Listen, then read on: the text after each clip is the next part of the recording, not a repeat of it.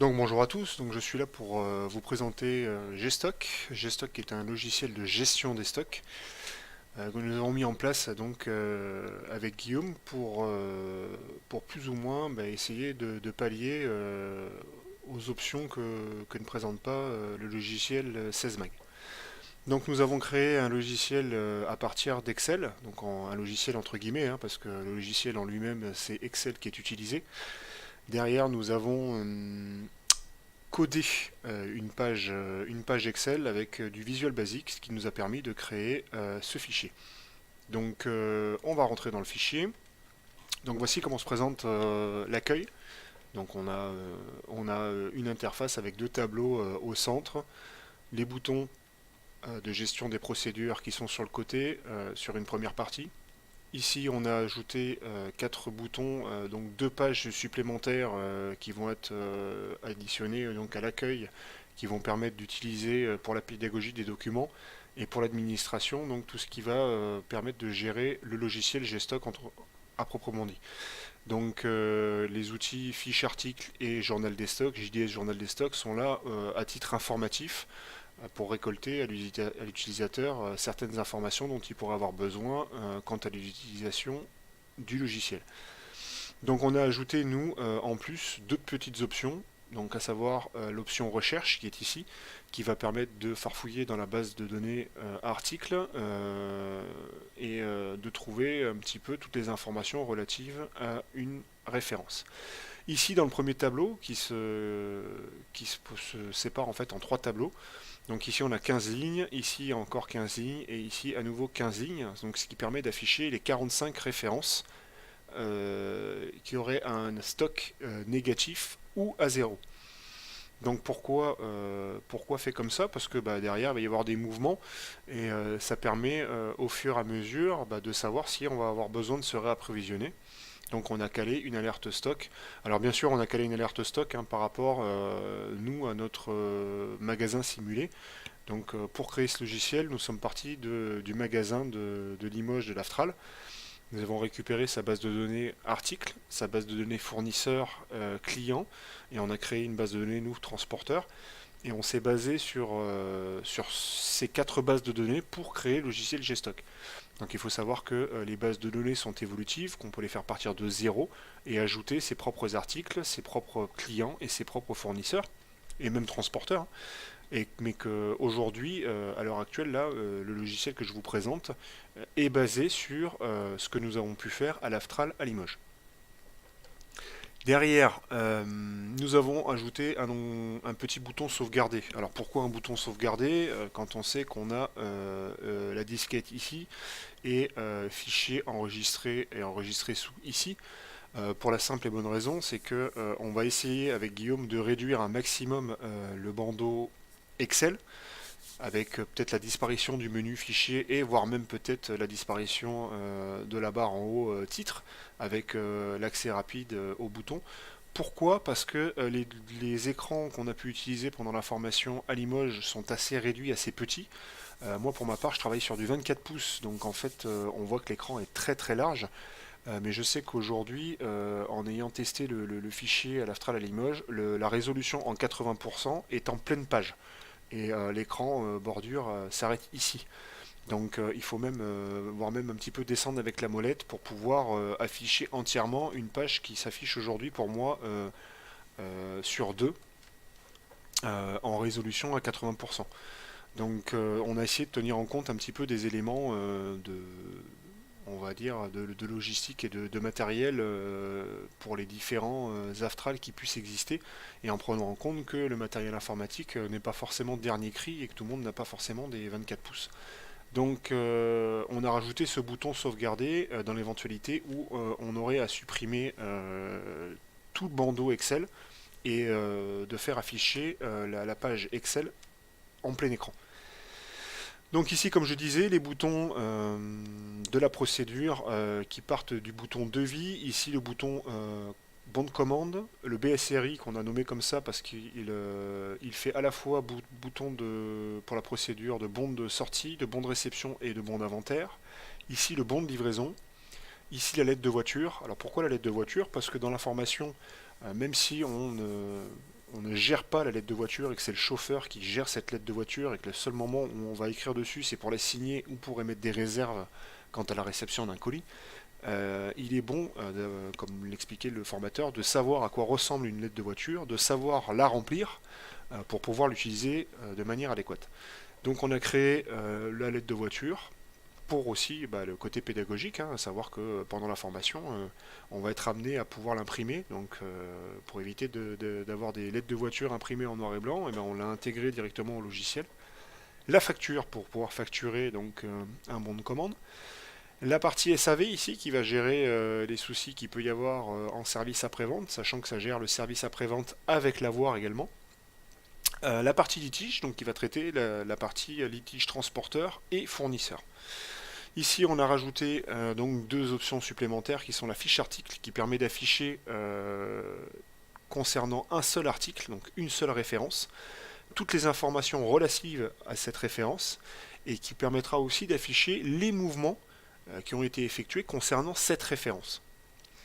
Le journal des stocks qui va répertorier tous les mouvements de tous les bons, mais alors pas tous les bons dans le sens bons de vie, etc., dans le sens les bons qui vont effectuer un mouvement dans le stock. Donc ici va répertorier au niveau du journal des stocks tous les BSRI, donc les bons de sortie, les bons de réception et les bons d'inventaire. Donc ils seront ici stockés sous forme d'historique. Ici la partie documentation, donc dans la partie documentation, on a estimé qu'étant donné qu'on était en train de créer un logiciel de gestion des stocks pédagogique, on a décidé d'y incorporer certains documents. Donc des documents qui vont être utilisables par l'apprenant et par le formateur et qui vont être aussi imprimables. La partie administration ici qui va traiter et gérer toutes les bases de données, la nomenclature et 2-3 petites options spécifiques au formateur.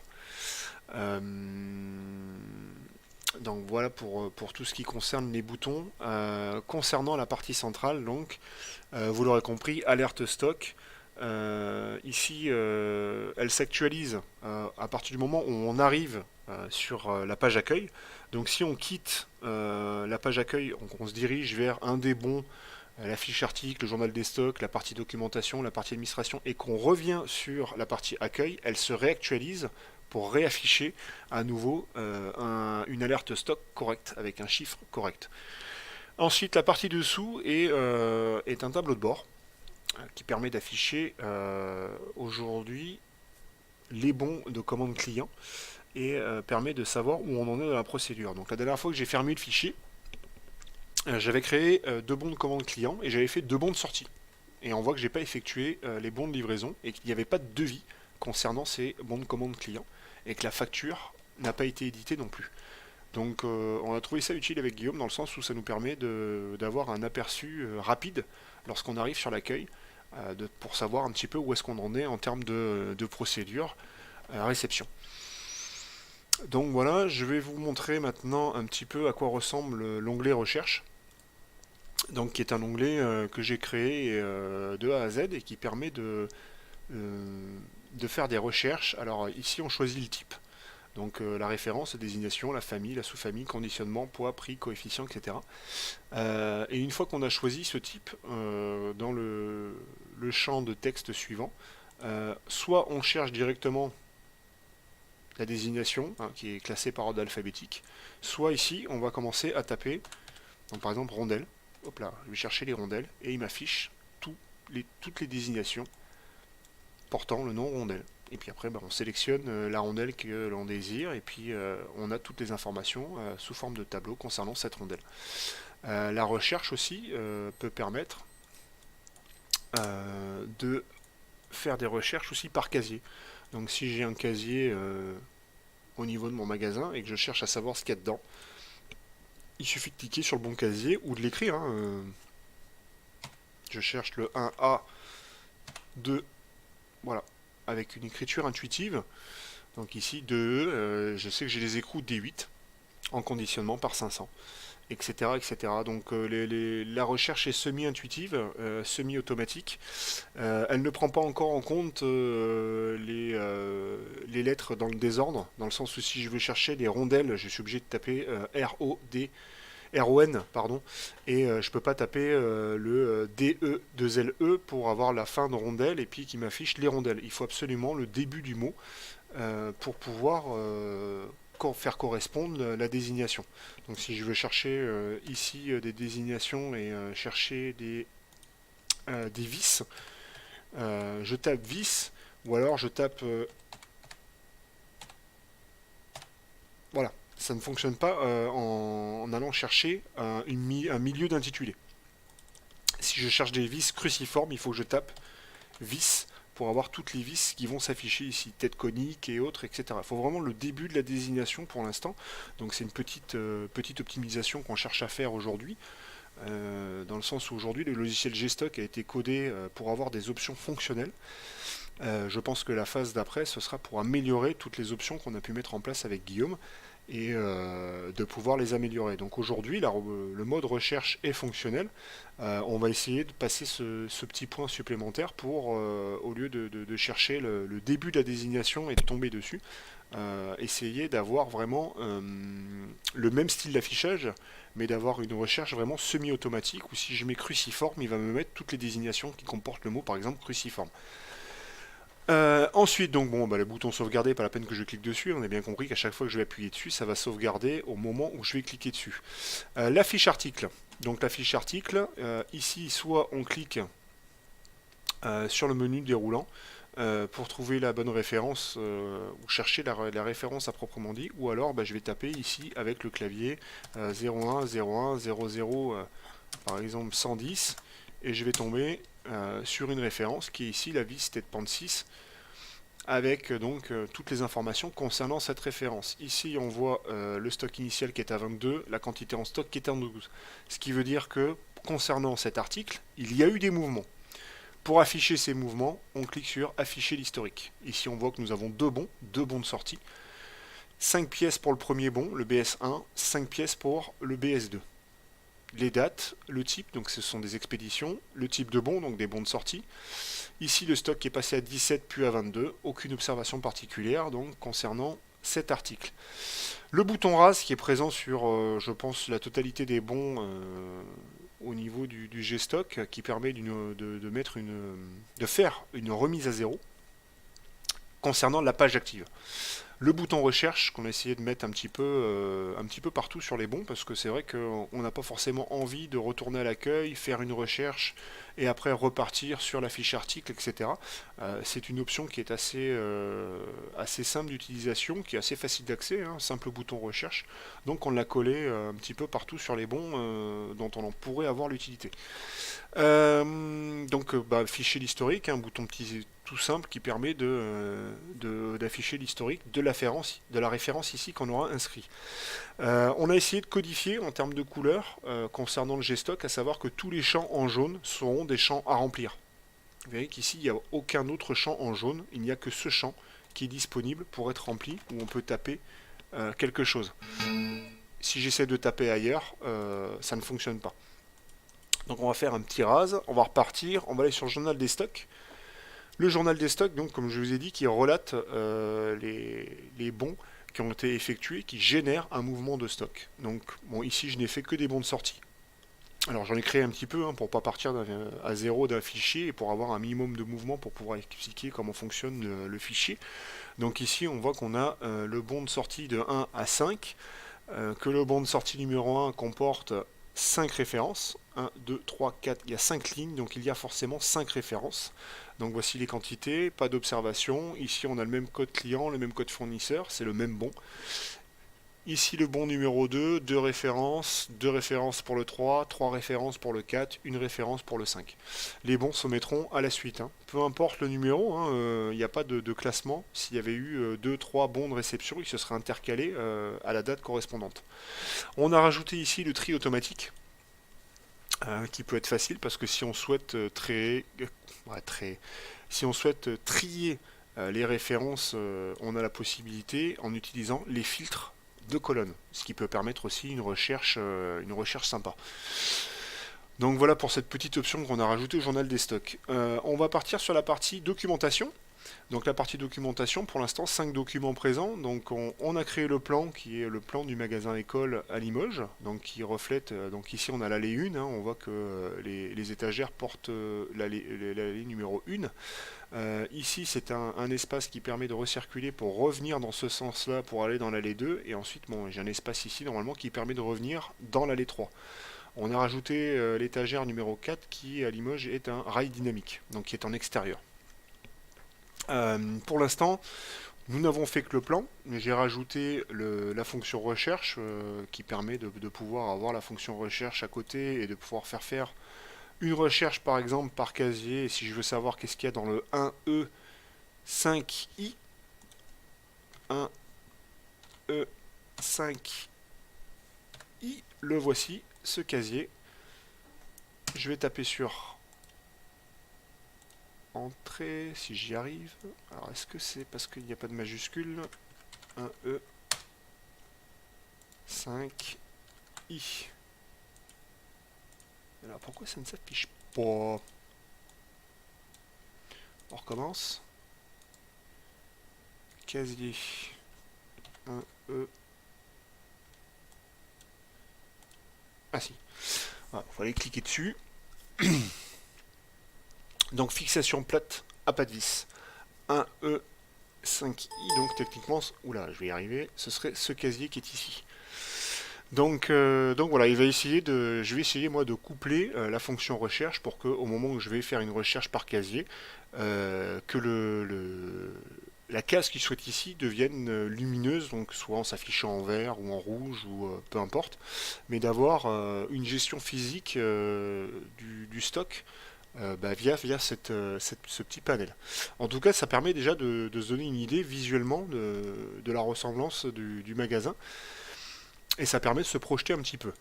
On va retourner à l'accueil. Donc ici, j'ai mis la feuille d'inventaire qui nous permet nous de faire un inventaire physique avec un support papier, donc qui est imprimable. Ici, la carte des transports qui permet d'avoir une idée des zones de transport avec l'affichage de la tarification en fonction du poids.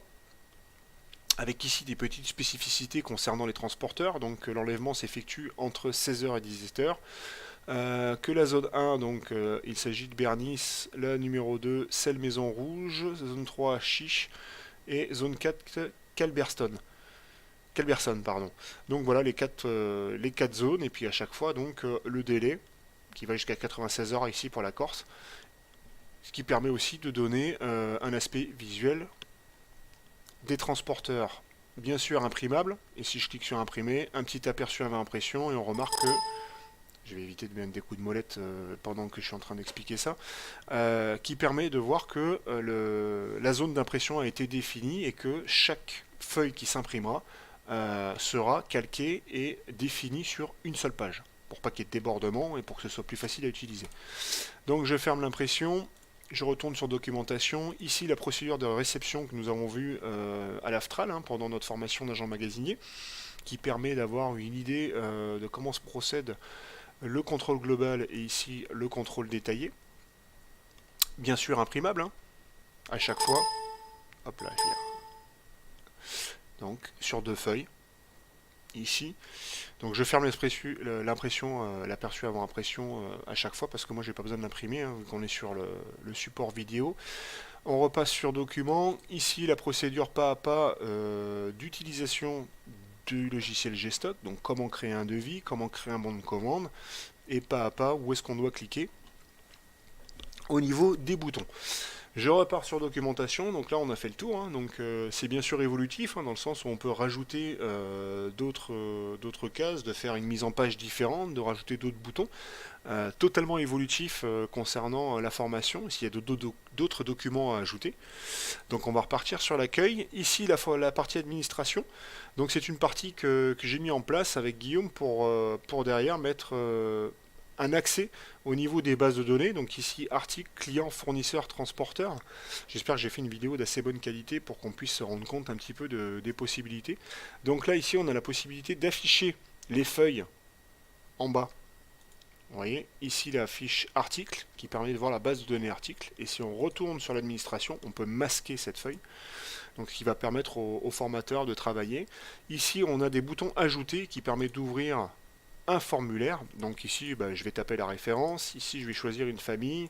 Ici, j'aurai en conséquence les sous-familles de la famille quincaillerie. Si je change informatique, j'aurai les sous-familles de la partie informatique. Ici, les conditionnements qui vont jusqu'à 1000, les désignations, etc., etc. Donc toujours le bouton rase qui permet d'effacer les champs, le bouton ajouter pour ajouter à la base de données que l'on peut voir ici en dessous avec les 816 références, et le bouton fermer. Ça fonctionne de la même façon pour le côté article que pour le côté client, que pour le côté fournisseur ou le côté transporteur. Ici, la partie nomenclature, donc on a essayé de créer l'arborescence un petit peu comme on l'a vu en formation. La partie modification est en cours de création, hein, donc au moment où je vous parle, moi je suis un petit peu posé là-dessus, à essayer de mettre en forme quelque chose de simple, quelque chose d'assez pratique, pour pouvoir ajouter des familles, des sous-familles et des conditionnements. Et ici, on a l'arborescence qui se crée. Donc je vais essayer de voir un petit peu de quelle manière je peux faire afficher le plus simplement possible et surtout comment ajouter de manière assez simple aussi des familles et des sous-familles et que l'affichage se modifie en conséquence. Donc ceci est en cours de codage, j'espère que ça va se résoudre assez rapidement. Alors ensuite, la partie Bordeaux, ici en dessous, on a rajouté un séparatif parce qu'on pense avec Guillaume que cette partie va être à un moment donné utilisable par les apprenants, puisque quand on est arrivé sur la fin de la formation, c'est une partie qu'on a traitée sur 16 mag. Donc on a créé un séparatif et on verra si après derrière il y aura un système de blocage qu'on mettra en place pour éviter que les apprenants puissent toucher à cette partie. Alors pourquoi ? Tout simplement parce que le bouton rase va permettre de faire une remise à zéro totale du fichier, donc de supprimer tous les bons et l'historique des bons, et supprimer tous les mouvements qui ont été créés sur le fichier pour repartir à l'initial, c'est-à-dire au stock initial qui ont été enregistrés pour chaque article. Ici, on a la base de données sauvegarde qui est aussi effacée à partir du moment où on fait un RAS total. Donc je vais vous l'afficher, hein, c'est la base de données sauvegarde qui s'alimente automatiquement à chaque fois qu'on va valider un bon et qu'on fera une procédure de bon. Là, on voit ici qu'on a les numéros de devis, les dates de devis, les dates de bons de commande, les types de bons de commande, les numéros des bons, etc. Donc c'est cette base de données-là qu'on se sert pour enregistrer et créer des mouvements au niveau du stock. Donc on va repasser sur la partie admin. Ici on a le bouton pour masquer cette feuille. Et on va s'attacher à ce petit outil qu'on a créé spécialement pour les formateurs, parce qu'on s'est rendu compte avec Guillaume aussi que les bons de commande étaient imprimés pour notre part et créés pour qu'on puisse se faire des exercices. Donc pour éviter que le formateur perde du temps, on lui a mis ce petit outil qui va générer des bons de commande fictifs. Donc ici on peut partir du bon numéro 1, créer un bon avec ici 10 références par exemple, et on va créer un bon avec par exemple 0 erreur. Donc si je le génère, il me crée et me lance sur la partie impression pour me dire voilà, j'ai créé le bon numéro 1, j'ai créé un client, donc qui est 16 mag Quimper, je t'ai créé le nombre de références que tu m'as demandé, donc à savoir 10, et pas d'erreur. Donc je l'imprime pas, etc. Il m'en donne un aperçu. Pourquoi est-ce qu'on a mis un aperçu? Parce que si derrière le formateur n'est pas satisfait de par les références qui ont été générées, il peut tout simplement en gérer un deuxième. On a la possibilité aussi de générer 2, 3, 4, 10 bons. De choisir le numéro du bon dans lequel on part. Par exemple, on a déjà fait sur une classe de 10 personnes ou de 3 personnes. On est au 5e exercice, donc on va partir à partir du bon numéro 15 et continuer, et on va générer. Voilà le bon numéro 15 qui se génère, on ferme, il efface, et il va générer le bon numéro 16. Il va mettre l'aperçu avant impression, on l'imprime ou pas. Pour ma part, je ne désire pas l'imprimer, et il va générer le troisième bon, toujours avec 10 références. Donc on peut contrôler si les quantités, les conditionnements et surtout si les références qui nous ont été prises de manière aléatoire nous plaisent. Et on imprime ou pas. Derrière, on est sur le bon 18, puisqu'on vient d'imprimer le bon 15, 16, 17, etc., etc., etc. Petite particularité, parce qu'avec Guillaume, on s'est dit que on avait créé un outil assez sympa et qu'il faudrait un petit peu peut-être le pousser. Donc ici, on voit qu'on a le générateur qui nous crée des bons de manière aléatoire avec un nombre de références que l'on souhaite, le nombre de bons qu'on souhaite, il incrémente automatiquement le numéro de bons à chaque fois qu'on en a créé un. Mais on a dit que ce serait pas mal de générer, dans le cas où on ferait par exemple des erreurs de conditionnement, des erreurs de description, des erreurs de prix ou des reliquats, de générer le corrigé. Donc je veux ici un bon avec 10 références et 3 erreurs. Je le génère, donc le bon 18, tel qu'il est, il y a des erreurs qui ont été glissées à l'intérieur. Je l'imprime, et automatiquement, il va nous générer ici la correction de ce bon, qui sera imprimé par la suite. Mais chaque bon sera suivi, s'il y a des erreurs, de générer dans le bon initial, le corrigé qui sera créé de suite et qui pourra ou pas être imprimé, parce qu'on peut aussi ne pas imprimer les corrigés. Voilà, voilà, voilà, voilà. Donc on va repartir à l'accueil. Et concernant les onglets, la présentation des onglets, la présentation des boutons et la présentation de l'accueil, j'en ai terminé. Je ferai une vidéo par la suite pour vous présenter tout ce qui concerne les devis jusqu'au litige, pour pouvoir partir d'une procédure du début à la fin, en espérant que je n'aurai rien oublié. Voilà, voilà. Je vous remercie de m'avoir écouté.